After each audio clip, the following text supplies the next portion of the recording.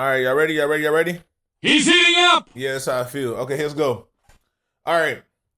Today we're gonna just talk about some random things that are going on. Nothing too crazy. Let's just talk about some random ball right here. This blew my mind when I saw it. This blew my mind. High school athletes getting paid. And I'm talking about not just a little bit paid. I'm talking about big boy paid. Look, $750,000 to transfer schools. $750,000 to transfer schools. What's going on, dog? Like, really, what is going on? Where's this? I'm all for these guys getting paid. I'm all for you to get paid. I want the athletes to get paid all the time. I want the players to get paid no matter what they're doing. They should be getting paid. But a high school kid getting paid almost an M, not to transfer schools? What are we doing? Like, I don't get this. In a move that's making waves across the high school football world, 2027 four-star defensive end Cam, the top-ranked player in Alabama, has officially declined a $750,000 transfer offer to leave Thompson High School. Hey, man, what y'all think about this, man? $750,000 to transfer high schools. How do you get that money back?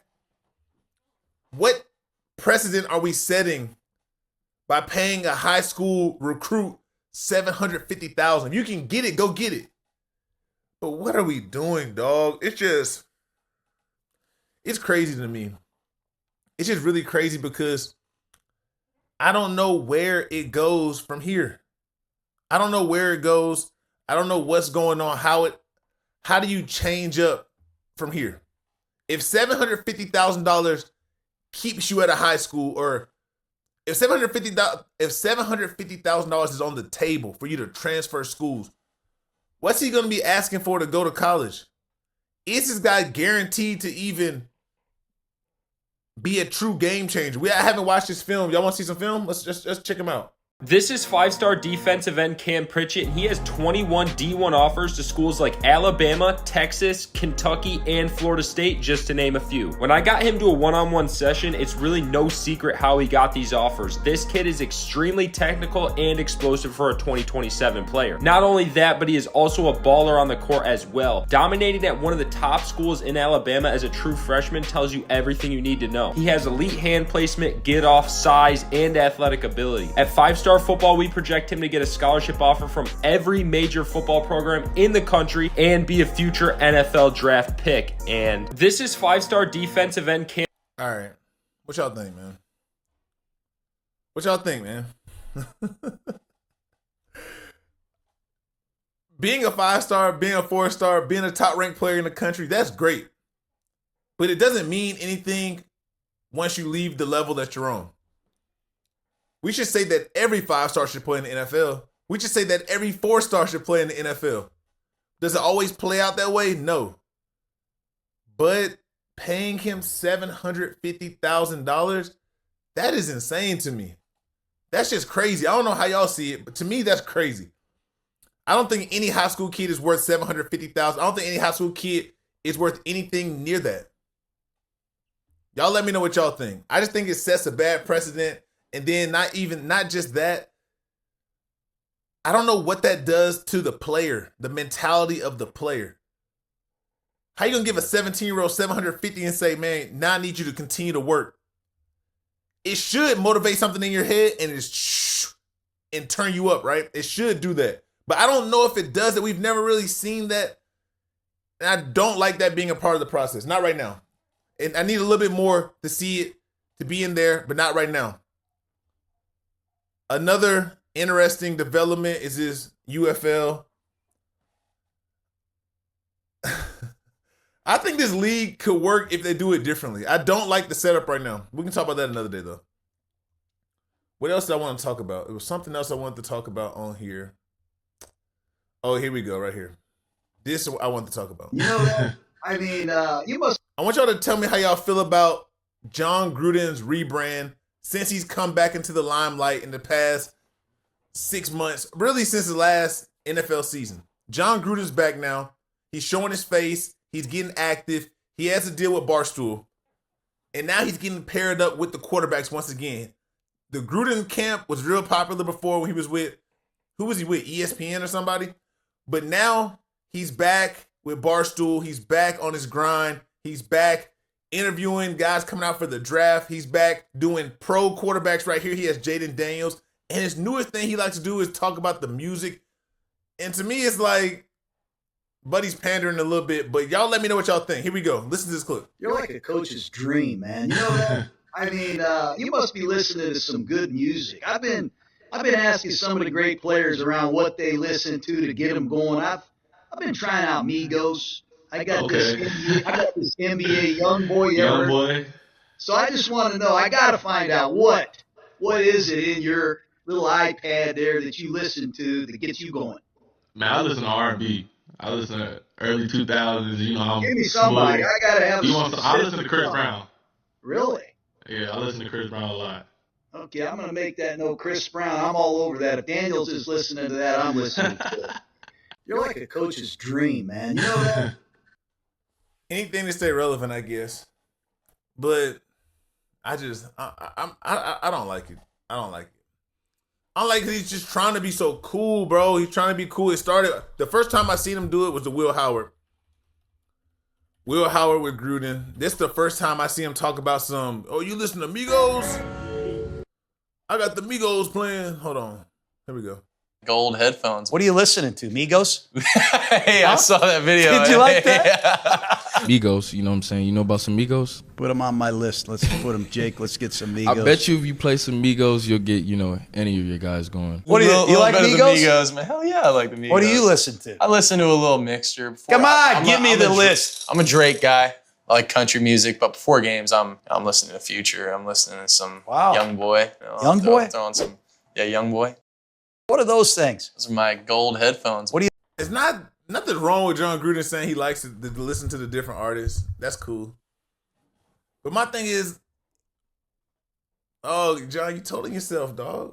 You told on yourself. We saw the emails, dog. We saw them. We saw how you talk. We saw how you think. Your coaches get behind closed doors and they act real different than how they act online. And we talking about, we listen to YoungBoy. I don't know if you know what that YoungBoy energy is bringing. It's cool when Will Howard says it. But what happens when the guy comes up and says it who's not as renowned as Will Howard?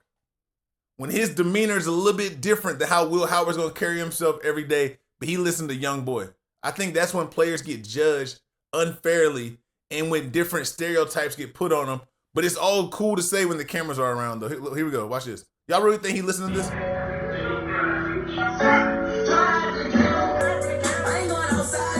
What you doing? Watching some tape. Who you listening to? This is NBA YoungBoy. This is Will Howard put me on this guy. You ever heard of him? Listen to this.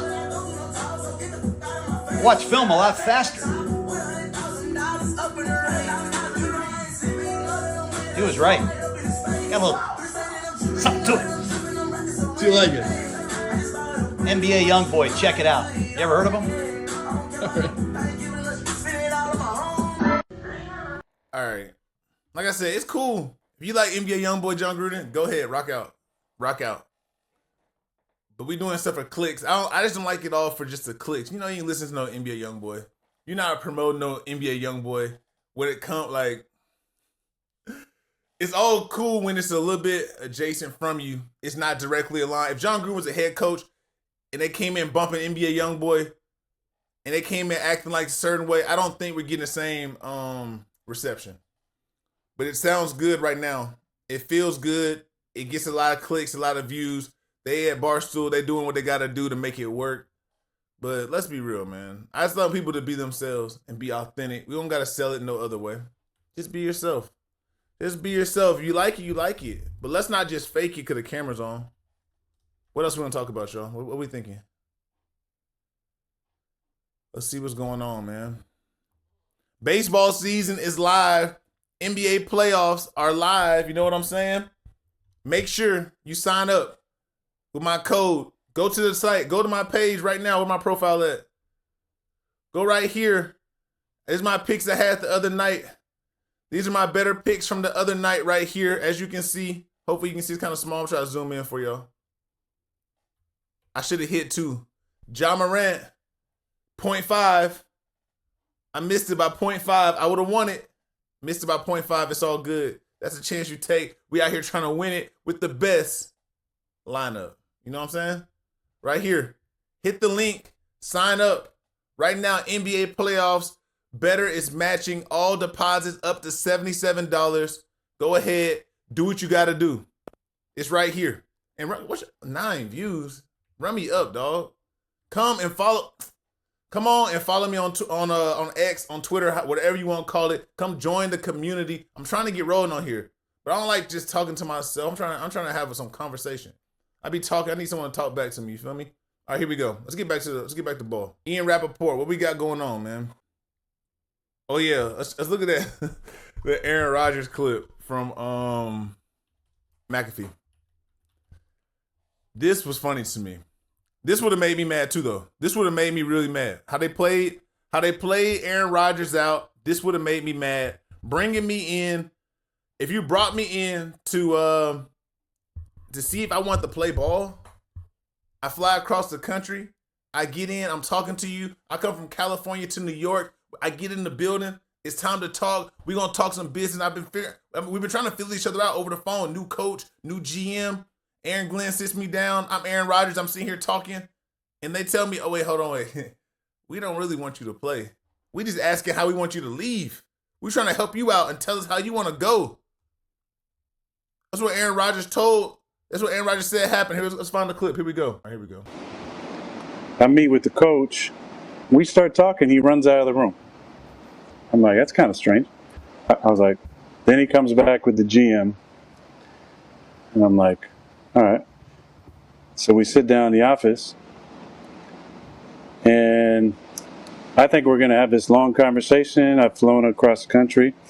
And 20 seconds in, he goes, I mean, literally, I'm talking to the GM about something, and he leans to the edge of his sheet and goes, so do you want to play football? And I was like, yeah, I'm interested. And he said, we're going a different direction at quarterback. And I said, and I was kind of shocked. Hey, yo, these guys in these buildings are so cutthroat and so cold-blooded. It's funny when it gets done to Aaron Rodgers. Now this is like a big story. These guys always operate with the craziest mindset. They don't care about anybody. That's my point about Jon Gruden. It's all fun and games and smiles. Oh, I like this. I like that, man. This is so cool. But then they get behind the closed doors and they act completely different. Aaron Rodgers is showcasing, putting on Front Street on broad lights, broad day, exactly what happens. Hey, y'all, come and talk to me. Come have this meeting with me. We're going to figure out what's going on. Okay? Now I get into the meeting. I'm feeling like, okay, we're going to talk about the future. We're going to talk about how we see things. Let's try to come to an understanding of how we can move forward. And then immediately you tell me, oh, no, we're going in a different direction. We're not asking you to play. We're asking you something else. Now, not shocked because I didn't think that was a possibility. Listen, of course, they want to move on. That's totally fine. But shocked because I just flew across country. You could have told me this on the phone. If we weren't even going to have a conversation, and this is verbatim exactly how it happened. So I said, huh? And he goes, we just want to know how you want it released, the messaging. And I said, verbatim, I don't give a shit about the message. But for real, though, I don't care about that. I'm trying to figure out what's going on. Y'all trying to make it look good to the public. These teams are so concerned about their public image, but truly how they're treating you, how they're dealing with players on a daily basis is grimy. It's a cutthroat business. That's why I never care that a player is out here trying to make his money. But you got to play the game smart. You cannot fall in their hands. You got to play it smart. Aaron Rodgers is a day one Hall of Famer. Unanimous. He should get every pick. He's going to be on the first ballot. It's no, we all know that, right? Look, I know he's 40 plus years old right now, but to have someone treat you like this, even with Aaron Rodgers, with everything he's doing, he's holding people up, he's doing this, he's doing that. But this is just a glimpse of what it's like when you're not this caliber of player. This is how 85 to 95, 80 to 90% of the league is dealt with. There's only a small percentage who's dealt with any type of care. When you're on a team, when you're a part of an organization, you are a name on a piece of paper. You are a number in a filing system until you reach the upper echelon. Then you become a little bit different. But even then, at the slightest change, you out of there. We don't care. We don't care. And the funniest part is the guys who are calling the shots, when you really think about their opinion and their viewpoints, they're gonna be out of there soon too if they don't do nothing the right way. So truly, how much power, how much control is given to people who are, in the grand scheme of things, are gonna be forgotten about and never thought of again once that organization makes a different moves a different direction, is really always blows my mind. People hold your life, your career in their hands to treat you however they want in a moment. They have some power. And as soon as that power is relinquished, they're just nobodies again. So why operate like you're somebody so special when you don't even have a true place in the ground? I never understand that. I think that teams operate in a weird way, but that's just the nature of the business. That's just how football is cut out. And it's the worst part about it. It's the worst part about professional sports is there's no true love. There's no true value of bringing something and keeping something together. None of that really exists. It's like you're a pawn in a chess match, and that's just how it operates. We're going to use you, and then we're going to toss you whenever we're done with you. You know what I'm saying? You're not special. You're just another player in the game. Here we go. And I said, why? And then he said, I don't want to be up in front of the room saying something and have guys looking back at you. Interesting. And I said, what does that even mean? Are you assuming that I would be in the back of the room during a team meeting undermining what you're saying? I said, you don't know me. And he said, you don't know me. And then I said, exactly, which is why I flew across the country to have a face-to-face meeting with you to talk about my experience with the Jets and to hear your vision for the team. 20 seconds in. What I thought was going to be a couple-hour meeting turned into like a 15-minute meeting, and I walked out of there. This is the norm, y'all. This ain't crazy. It's just crazy it's happening to Aaron Rodgers. This is the norm. They always are treating people this way. This is how business is conducted in the NFL. This is how it goes about on a daily basis. But the names are smaller, so you don't really hear about it. And if a player ever to speak out about it, your phone might stop ringing. Dirty world, dirty business, y'all. Dirty world, dirty business, but it keeps rolling and it's not going to stop. It's not going to stop anytime soon, so don't think that. You got to just learn how to adjust and how to play with the game. You got to learn how to adjust and play with the game. Let's keep going. I want to see the clip of Travis talking about playing both. There's so much talk about, is he going to play wide receiver? Is he going to play DB? What's it going to be? What's it going to be? Is he playing wide? He going to play offense? He going to play defense? Can he play both? It's still wild they retired the boy's jersey so fast. Salute to Dion for just saying we're going to do whatever we want to do. 153 receptions for 1,989 yards and 20 touchdowns on offense. This is why it's funny, because Dion saying whatever the old rules were, like Josh said, throw it out, throw it out, throw it out. Throw the old rules out. We done with those.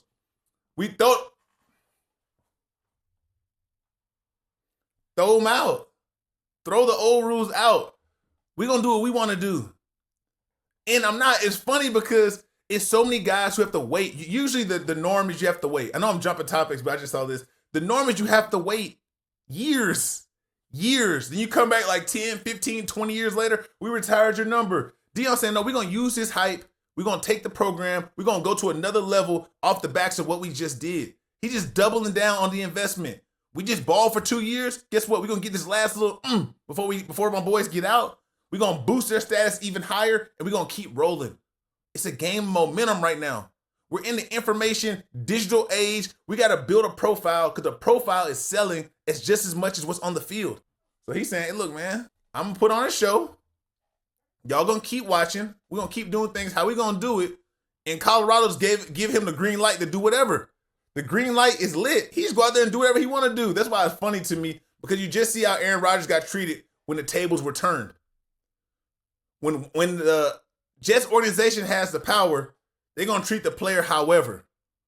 Deion is operating like a player in a power position. So he's doing whatever he wants to do. We're gonna bring these guys in. We're gonna get rid of half this team. We're gonna do this stuff right here. We're gonna showcase everything we're doing. We're gonna broadcast everything we're doing. We're gonna do stuff that you've never seen before. Now you see the rest of everyone else trying to play catch up. They didn't do anything super crazy at Colorado. When you put it up against like on a national scale, they didn't win no. They didn't get to the playoffs. They didn't win no conference championship. They didn't compete for no true championship in like getting late in the season. We never thought they were gonna win a championship. But this team has had more airtime than any team around the country. Why is that? Because they're doing things differently. If you want to have success, you got to do things differently. They took a sorry team and made them a competitive team. Not a win. Like, they won. I wouldn't say they're over. Man, this is a winning program. I wouldn't say that. They're winning games. But just because you go to bowl games and everything else, you're not a winning program. They did win the last 2 years. We're going to see how it continues to go. But what they've done in those 2 years has been amazing. That's why I'm not mad at them retiring the jerseys. I just think it's funny because they said, look, whatever the old system was, we on this new system now. 67 tackles, 7 interceptions, 16 pass breakups, and a forced fumble on defense. Wow. He led the nation twice in total snaps and played an amazing 2,625 snaps in his 2 seasons in Boulder. Thus, fans, please direct your attention to the east side of the stadium for the unveiling of Travis Hunter's jersey retirement. That's how you come into college, though, as the number 1 player. You go to a small school, you're the best. They say you can't do it. You can't play both ways. You're the best. You go to a D1 school, not the best school, but you're in a major conference. What do? Showcase the same ability. That's how you come into college, though, as the number 1 player. You go to a small school, you're the best. They say you can't do it. You can't play both ways. You're the best. You go to a D1 school, not the best school, but you're in a major conference. What do? Showcase the same ability. My hat's off. Salute to Travis Hunter. This is how you ball. We see so many guys come out. We saw the 4-star who just wanted to get $750,000, right? How can you be worth that if Travis wasn't worth that? And that was just a transfer of high schools. What are you doing? How are you affecting the game? Are you a true game changer? I saw a stat the other day that said every 5-star quarterback that came out in 2023, when did Arch Manning come out? Every quarterback that came out with Arch Manning in 2023, a 5-star quarterback has transferred. Right here. Here's a list. Here we go. Dante Moore went from UCLA to Oregon. Nico, he went from Tennessee. Now he's at UCLA. Jackson Arnold, Oklahoma to Auburn. This is one that blows my mind right here. Malachi Nelson. This was the number 1 quarterback in the class. He started off at USC. He went to Boise. Now he's at UTEP. I don't really understand. I don't get it. Wait, hold on. I thought he was the number 1 player. I think this might be their rankings now. I don't think Arch was number 1 when he came out. I think this guy was number 1. I might be wrong. But either way, everyone is moving around. Arch has stayed put. You see, these rankings don't quite mean anything. That's why it's special when you see Travis Hunter show up and show out, pull up and ball. That's why it's so special. Now we got Travis Hunter talking about, is he going to play one position versus the other? When I look at Travis Hunter and I see him, the positions, it's like it's the ongoing debate. Is he a receiver? Is he a corner? Can he do both? Is it possible? I think his most natural position is corner. I think his knack for getting to the ball, his playmaking ability is on full display as a corner, and that's when he can affect the game the most. I think he's a high-level receiver who just plays on natural ability more than out here running and playing like a true receiver. But I think he can still be a top player at receiver. I just think his more natural position is corner. If I had to choose, that would be his primary position. We're going to work you in on offense. Is he going to play both? I guess just go out there and let him try it. Go let him go. Just go do it and see what happens. He's the most conditioned player in the country. Get the camp. Let him play both. You're going to find out there's plenty of time. There's no rush to even decide that right now. I just hope the team that drafts him has a plan and that Travis is cool with the plan and it doesn't turn into anything bigger. Let's not get to the league and have a big issue with a team because you told me I was going to play one way, but you're not going to play me. Everything with Travis has been so smooth that I think he should be allowed to try at the bare minimum to do both. If it doesn't work, it doesn't work. You can always switch it up. But at the bare minimum, why not let him go out there and do what he can do to affect the game? But I do believe it's going to take a lot more energy in the NFL than it did in college. It's going to be different lining up against a top receiver than lining up against a top corner. That top receiver could be making 20 plus M's a year. That top corner could be making 20 plus M's a year. This is not, it's just a different level. But until we see it, we're not going to know. They said he couldn't do it in college. He did it in college. Let's just see what he can do, y'all. Let's see what he can do. If it's possible, it's possible. If it's not, you're still getting top-end player. I just need Travis to stay healthy. I just need him to stay healthy and don't run him into the ground. That's another thing these teams like to do is just run people into the ground ragged. If it's not working, it's not working. But let's not just force it just because to say we did it. You got to use your brain. You got to be smart in how it operates, how everything plays out. But sometimes the most simple, most realistic, most logical way of thinking, you get around guys like this, and they just forget. Sometimes they just go to sleep up here. They go to sleep up there. And this is a guy from Harvard right here. We see the decisions the Browns have made in the last couple of years. He's got a lot of passes. He's gotten a lot of passes for the decisions. Only person we be seeing is Haslam. We don't ever see anything about Andrew Berry. But they're tied in together. It's his decision as well. Let's not get fooled here, y'all. Let's not get fooled.